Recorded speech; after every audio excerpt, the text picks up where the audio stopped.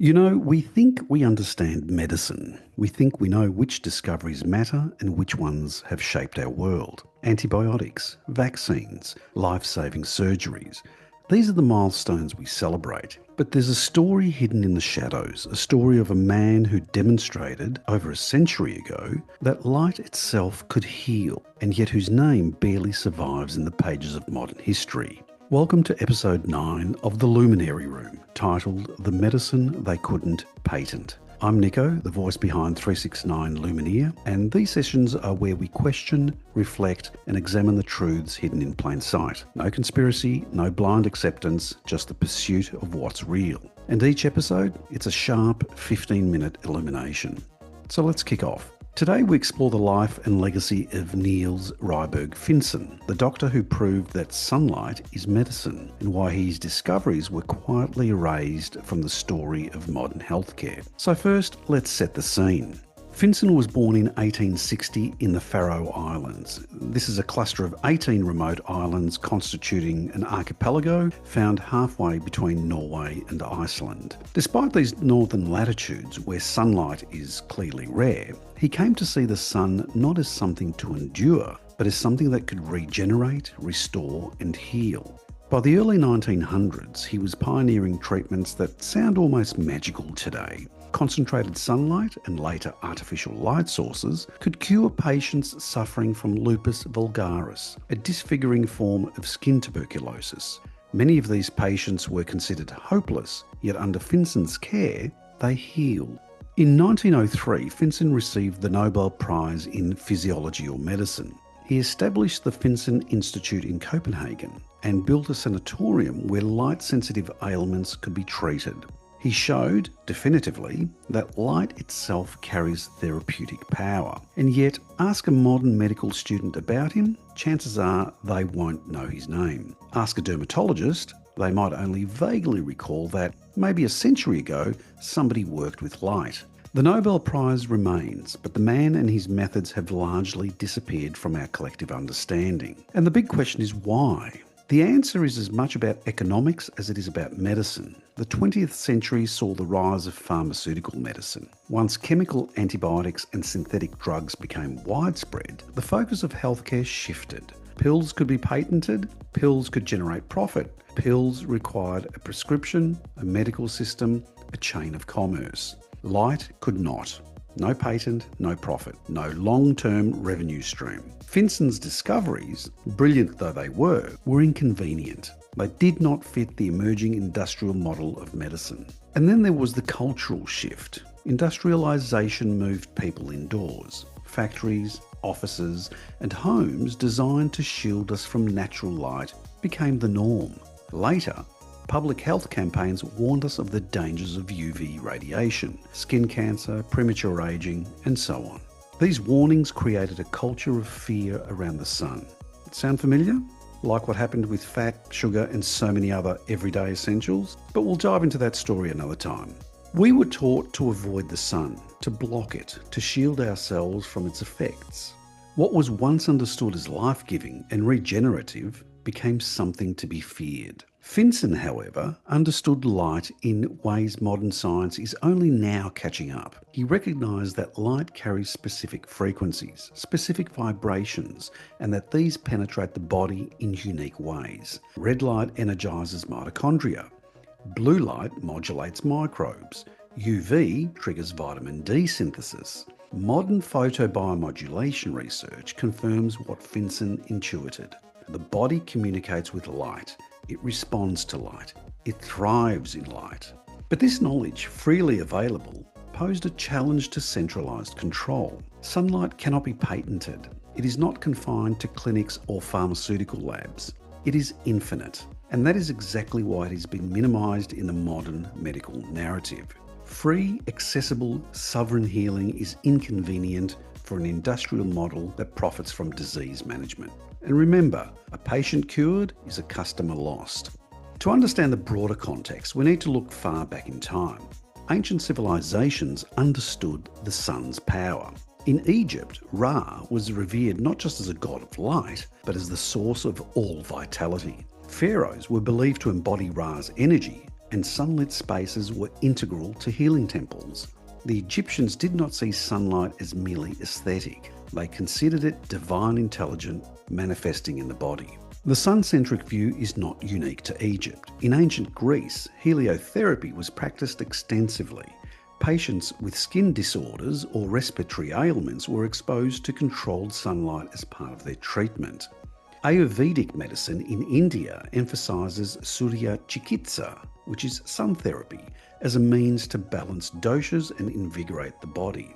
Even in Japan, Shinrin Yoku, or forest bathing with intentional exposure to sunlight, has been part of holistic wellness practices for centuries.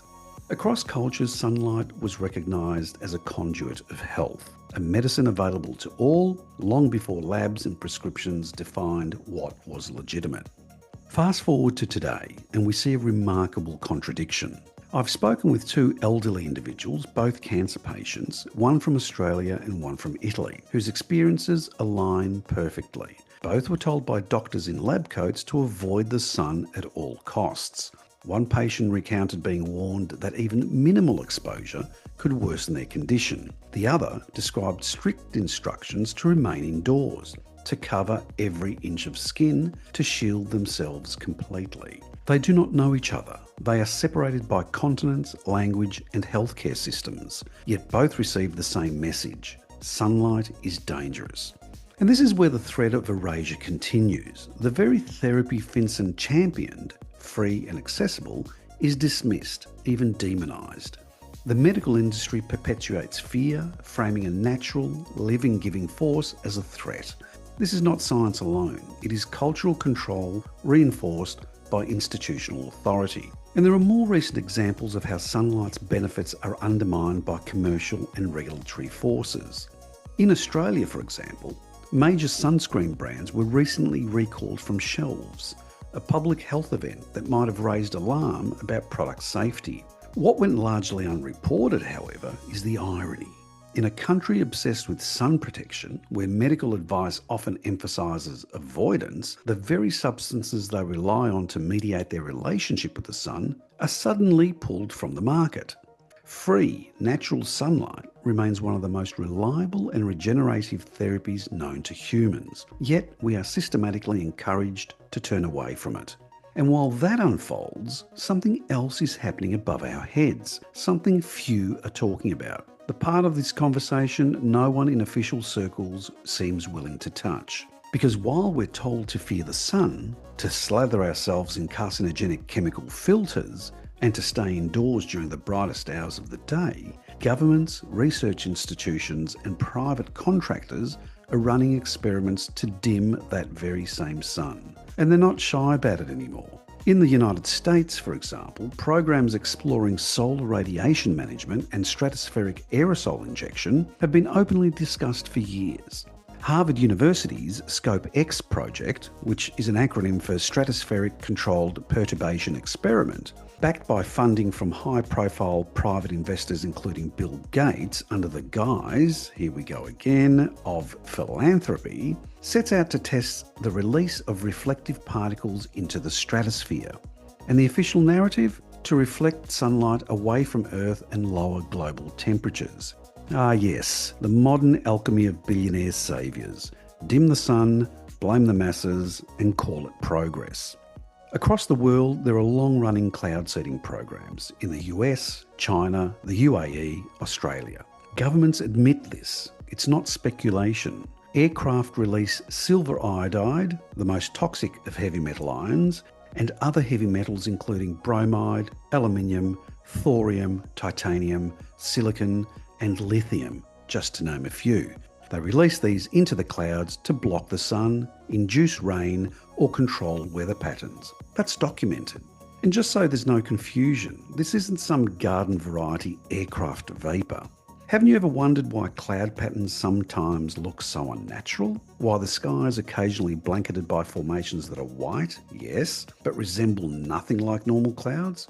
The European Parliament confirms it, in black and white, in case anyone thinks I'm exaggerating. However, what's not being discussed is the ethical dimension. If we accept that sunlight supports the immune system, balances circadian rhythms, stimulates vitamin D, and even regulates mental health, then what happens when we start normalising the deliberate filtering or reflecting of that light? Who decides how much sunlight we're allowed to receive? And who benefits from a population that lives in the shadows, both literally and metaphorically? These aren't fringe questions, they're fundamental ones. I've spent years tracing how narratives evolve, from the promotion of fear to the justification of intervention. The same institutions that once told us the sun heals are now funding technologies designed to block it. We're asked to see that as progress. But progress from whom? The official language frames these projects as climate mitigation strategies. Yes, that old chestnut, climate change. Yet the silence around long-term biological and psychological consequences is deafening. There's very little public debate, no widespread consultation, just quiet normalisation. And let's be honest, it fits a pattern. When health becomes a commodity, anything freely available, sunlight, water, air, starts to look like a threat to profit. The more disconnected we are from the natural forces that sustain us, the more dependent we become on the systems that claim to protect us. So yes, while every major sunscreen brand in Australia is being pulled from shelves, somewhere else, new programs are taking shape to filter the very light those sunscreens were meant to guard against. Coincidence or continuity? Because when you zoom out far enough, it's all part of the same philosophy. Control the light, control the health, control the narrative. And maybe that's the real story behind the haze. Red and near-infrared therapies, modern descendants of Finsen's work, are quietly resurging. Research into photobiomodulation shows promise in regeneration, inflammation reduction, and even neurological recovery. Circadian biology increasingly underscores the importance of morning sunlight in regulating hormones, neurotransmitters, and mood. Holistic practitioners are blending solar medicine with vibrational healing, echoing Finsen's intuitive insight that light is consciousness made visible.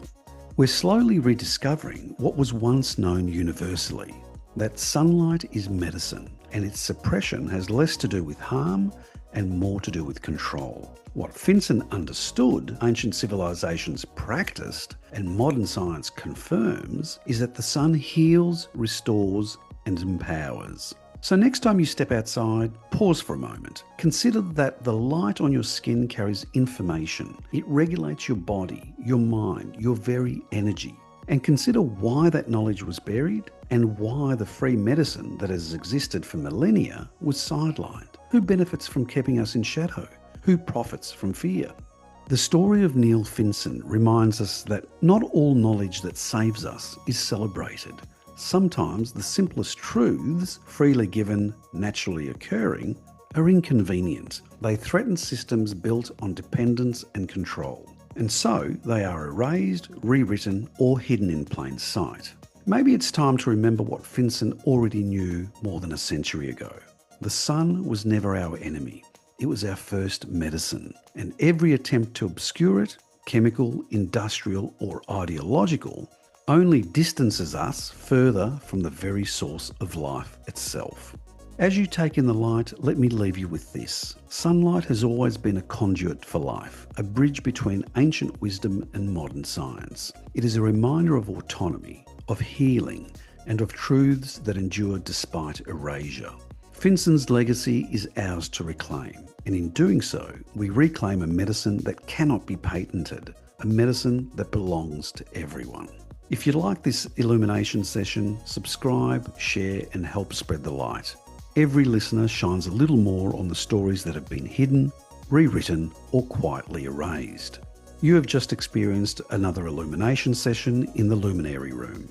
I encourage you to see the world as it is, to question what has been hidden, and to remember that the simplest sources of healing are often the ones we've been taught to ignore. This is 369 Luminaire signing off.